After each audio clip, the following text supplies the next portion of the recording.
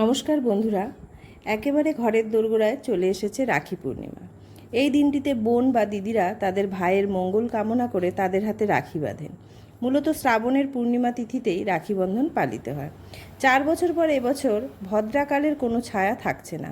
তো চলুন বন্ধুরা জেনে নেওয়া যাক রাখি পূর্ণিমার সঠিক সময় ও রাশি অনুসারে কোন রাশির সঙ্গে কোন রং বা কী ধরনের রাখি পরাবে।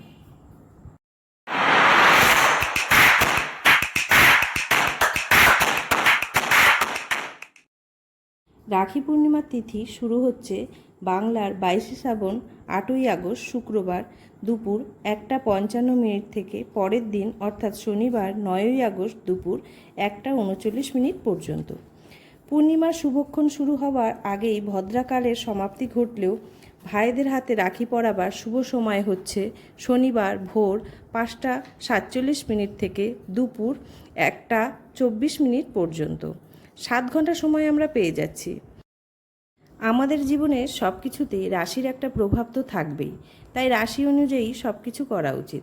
যেমন এবছর সিংহ রাশি, মীন রাশি, ধনু রাশির ভাইদের হাতে বোনেরা হলুদ রঙের রাখি পরাবেন। কর্কট ও বৃষ রাশিতে সাদা রঙের, বৃশ্চিক ও মেষ রাশিতে লাল রঙের, কুম্ভ রাশিতে রুদ্রাক্ষের রাখি, কন্যা রাশিতে গণেশের ছবিযুক্ত রাখি, মিথুন রাশিতে সবুজ রঙের রাখি। আপনাদের প্রত্যেকের রাখি ভালো কাটুক। আরও নতুন নতুন এরকম ভিডিও পেতে চ্যানেলটিকে সাবস্ক্রাইব করুন ও লাইক করুন।